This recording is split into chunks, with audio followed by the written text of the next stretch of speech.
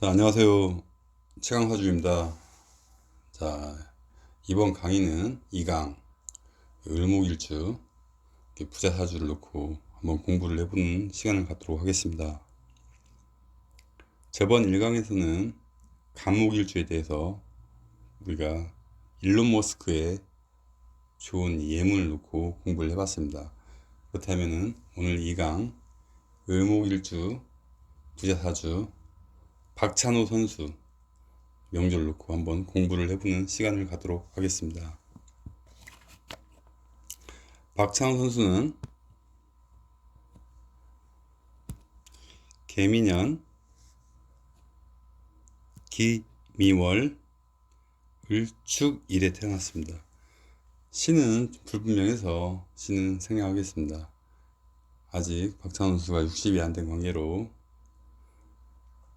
이 3주만 갖고도 충분히 통변을 할 수 있어서 일단 시는 배제하고 한번 공부를 해보겠습니다.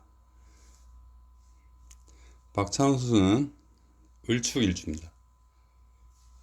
을축, 이 편제, 지금 우리는 부자사주를 논하고 있습니다. 공부하고 있습니다. 그래서 이 편제의 동태를 살피는 것으로 공부를 시작해 보겠습니다. 그러면은 전 1강 같이 이 편제를 연주에 한번 대입을 해서 풀어보겠습니다. 이 기토 편제. 자, 연주에 대입을 하면은 이 편제의 성, 편제의 별이 이 축궁, 축의 자리에 좌하면은 12운성론으로 별의 힘의 세계를 볼 때는 12운성론을 대입해야 합니다. 네, 이 12운성론으로 묘지가 됩니다. 묘화계. 묘지는 화계지라고 합니다.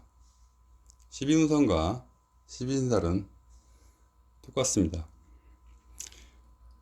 그래서 이 한 살에서 20살을 의미하는 연주를 이 기토 편제를 대입했을 때 12운성 묘지에 저하고 이 화계지가 되는 겁니다. 그래서 이 제묘가 되고 제고가 돼서 이때 아버지의 조력이 있을 거라고 우리가 유추해 볼 수 있습니다. 그리고 한 살에서 20살은 가정 환경이나 이런 아버지의 이런 근황을 우리가 보는 것이 적절하다고 생각이 듭니다. 이때 박찬호 선수가 사회에 나가서 돈을 벌거나 하지 않는 시기이기 때문에 이 아버지의 동태만 살피면 될 것 같습니다. 남들은 이 묘고지를 약하게 보시는 분들이 들어 있는데 명리학을 공부하신 분들은 이 묘지의 힘, 이 묘지의 힘을 결코 약하게 보지 않습니다. 말 그대로 이 묘지는 어떻게 보면은 제왕지보다 더 강한 힘을 내포하고 있습니다. 이 묘지는 창고의 역할로 어떤 재성이 이 묘에 있을 때 아주 강한 폭발적인 에너지를 갖고 있습니다. 그래서 이 폭발을 하기 위해 형충을 기다릴지도 모릅니다. 특히 사고지는 형충을 반긴다고 했습니다. 예를 들어서 진토가 수의 고지인데 이 물탱크에 있는 물이 나에게 만약에 재물이라고 했을 때 이 물탱크를 부시거나 손괴했을 때 큰 재물을 얻을 수 있는 이치입니다. 그래서 절대로 고지를 약하게 봐서는 안 됩니다. 저는 제왕지보다 더 강하게 보고 있습니다. 그래서 이렇게 제고가 돼서 제고귀인이 성립돼서 이 시기에 뭔가 가정 환경적으로 남들보다 조력을 많이 받고 부모에게, 그리고 좀 편안한 이런 운동을 했거나 아니면 어떤 LA 다저스 어린 나이에 20살이 되기 전에 큰 계약금을 받았을 확률도 있다고 생각을 하고 있습니다. 그리고 이 축은, 진술축 및 사고는 잡기격이라고 해서 좀 세밀하게 볼 필요가 있습니다. 이 축토는 결국 내 재고, 내 묘고지로 쓰이기도 하지만은 결국은 문에서 사화나 유금이 왔을 때 이 금으로 변해서 이 재성이 결국은 관성으로 변할 수 있기 때문에 이 사고지, 이 삼요지는 항상 잘 유심히 운의 흐름을 살펴야 할 필요가 있습니다. 그래서 이 사고지를 고서에서는 잡기 재관격으로 기술하고 있습니다. 항상 한 가지 기운이 아닌 여러 가지 기운으로 재관으로 이렇게 변할 수 있다는 것을 암시하고 있어서 사고지를 풀이할 때는 좀 더 세밀하게 더 이렇게 관측해 볼 수 있는 역량을 길러야 합니다. 자, 이때는 제가 봤을 때 어느 정도 조력도 있고 이 재고를 이렇게 깔았기 때문에 20살이 되기 전부터 어떤 큰 구단 LA 다저스와 큰 계약금이 오고 갔다는 것을 유추해 볼 수 있는 시기입니다. 자, 그러면은 하이라이트인 20에서 40을 한번 보겠습니다. 이 역시도 같이 내가 앉은 자리의 기토를 이렇게 좌법으로 이렇게 좌에서 12운송으로 한번 입각해서 풀이를 해보도록 하겠습니다. 관대지가 되겠죠. 기미는 관대지입니다. 그리고 이 미토는 천역성입니다. 우리가 관대지라는 것은 아직 12운성상 청소년기로 뭔가 포부가 강한 기운이고 꿈과 희망이 있는 기운입니다. 결국 청소년은 나중에 내가 앞으로 이렇게 될 거야, 이 제왕지를 이렇게 생각하고 열심히 공부하고 노력하는 이런 기운을 뜻하고 있습니다. 이 기토가 관대지에 자했다는 것은 이런 포부나 이런 꿈과 희망이 강한 기운으로서 이때 뭔가 성공하고 싶은 열정이 남들보다 높은 시기라 할 수 있습니다. 그런데 더 좋은 것은 이 기중이 아니라 미중에, 죄송합니다, 기토가 투관을 하여 재성의 기운이 통달했습니다. 이것을 재기통문호라고 합니다. 재기통문호는 우리가 흔히 말하는 거부의 명으로서 재성의 기운이 문을 통해 투관했다는 겁니다. 투관했다는 것은 우리가 자평에서 얘기했듯이 성격을 이룬 겁니다. 성격, 재성의 성격, 재격, 재국을 이뤘다는 겁니다.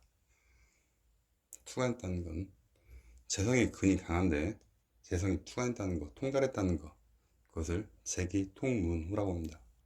이 거부의 명 중에 하나를 박찬호 선수는 이렇게 운명적으로 타고났습니다. 그리고 이 미토는 천역으로 미중 이 기토 편제를 취하기 위해서는 이동을 해야 합니다. 이 미토는 해외, 바다 건너 있는 육지, 바다 해의 바깥 해외에서 이 편제를 취할 수 있는 이 시기입니다. 예를 들어서 좀 공부에 도움을 주기 위해서 비슷한 명조, 우리가 다 알 수 있는 비슷한 명조, 손흥민 선수의 명조가 있습니다.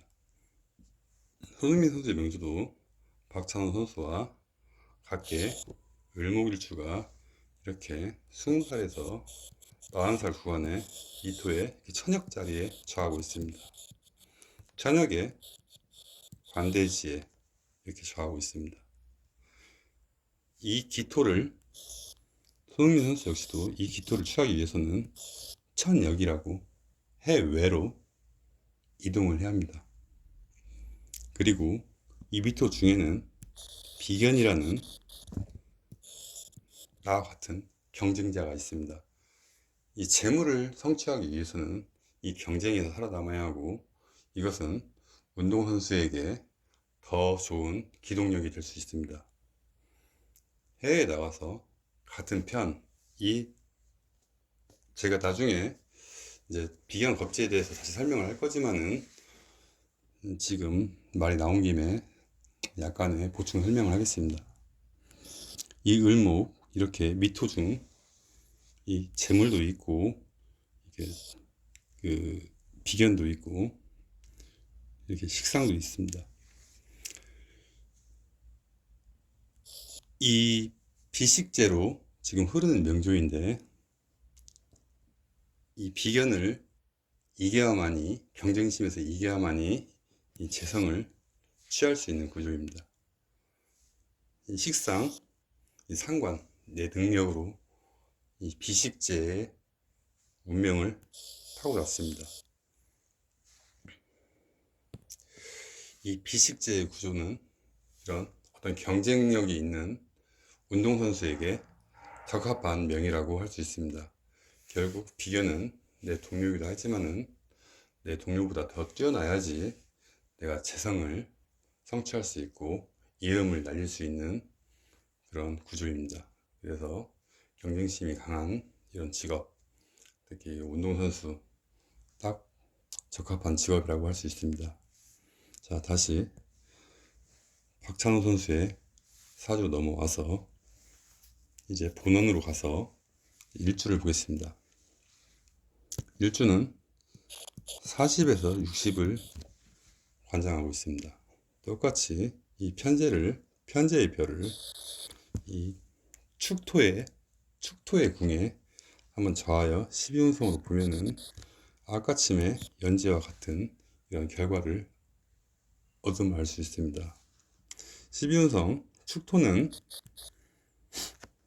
아까침 말했듯이 묘지이고 화기입니다. 하지만 연주는 내가 아닌 부모나 조상의 음덕을 얘기하는 부분이기 때문에, 또 연주에서 말하는 이 묘와, 내가 깔고 있는 묘와 바깥에 있는 묘하고는 서로 다른 차이점이 분명히 있습니다. 내 앉은 자리에 묘를 깔았다는 것은 안정적이다라는 것을 일단 의미합니다. 우리가 죽는 시간이 아닌 이 묘는 자는 시간입니다. 크게는 남들은 사람이 윤하기 때문에 묘의 시간에 관 속에 들어가서 죽는다고 하지만은, 이 묘는 다음 환생을 위한 충전의 시기입니다. 그리고 하루로 따지면은 이 묘는 다음날 아침에 일어나기 위한 충전, 잠자는 시간입니다. 그래서 사색의 시간이고 안정기입니다. 우리가 몸이 피곤하고 지치면 잠이 오듯이 이 잠을 이 묘로 표현할 수 있습니다. 그래서 묘를 12신살로 화개살이라고 하는 겁니다. 화개살. 화개. 이제는 젊었을 때의 명성을 조금 덮고 화려함을 덮는 게, 화려할 화자에 덮을 개를 써서 화개살이라고 하는데, 이 묘의 특성이 화개의 특성이 있습니다. 이제는 화려함을 좀 덮고 안정적으로 휴식을 취하는 단계라고 할 수 있습니다. 잠을 자는 시간입니다. 뭐 묘지에 있다고 해서 죽거나 절대 그런 게 아닙니다. 휴식하는 중. 그래서 기가 축에 왔기 때문에 안정적인 묘지의 재산을 획득할 수 있는 겁니다. 축중 이 기토가 묘화계에 이렇게 재고귀인으로 앉아 있어서 안정적인 재물의 성취를 우리가 암시할 수 있습니다. 저는 아직까지도 용신론에 이렇게 고생하고 대운에 양남은 순행하고 음남은 역행하고 저는 이런 걸 믿지 않습니다. 일단 내 원국에 있는 기운을 이 금요화실법으로 잘 나누다 보면은 결국 대운을 보지 않고 원국과 세운과의 관계만으로도 충분히 우리가 왜 이 사람이 이렇게 살았구나 하는 것을 알 수 있습니다. 자, 오늘 을목일주의 부자사주 박찬호 선수의 사주를 갖고 공부를 해봤습니다. 제가 뭐 설명이 부족할 수도 있고 좀 이해가 안 가는 부분도 분명히 있을 수 있습니다. 이 강의가 지금 두 번째 강의라 말도 서투르고 조금 지금 그런 부분도 있는데, 만약에 이해가 안 가시는 부분이나 좀 더 공부에 도움을 받고자 하는 분들은 댓글로 남겨주시면은 제가 아는 부분에서는 성심껏 제가 알려드리겠습니다. 자, 뭐 그렇다고 해서 제가 뭐 용신론을 뭐 이렇게 반대하는 거 부정하고 그러지는 않습니다. 또 그 사람들의 또 그게 또 비법이 있듯이 또 제가 이렇게 또 공부하는 또 방법이 또 따로 있습니다. 용신론은 이제 중국에서 많이 이제 사용했던 그 용신법이고, 이렇게 저같이 궁성론에 입각해서 보는 것은 인도나 이런 서양이나 아니면은 이 일본, 특히 일본에서 이 12운성법이 이렇게 동양에 전해지게 됐습니다. 그래서 이게 다들 관점이 다를 수 있지만은 결국 이 명리는 하나라는 거. 하지만은 조금 우리가 공부를 더 잘하려면은 더 좀 명확하고 더 혼동되지 않고 좀 더 순조롭게 가는 게 저의 생각이었습니다. 자, 긴 동영상 끝까지 이렇게 신청해 주셔서 고맙고, 다음 3강은 이제 병화일주 부자사주 한번 공부해 보도록 하겠습니다. 자, 고맙습니다. 자, 다음 3강에 다시 뵙겠습니다. 자, 모두 화이팅 하십시오.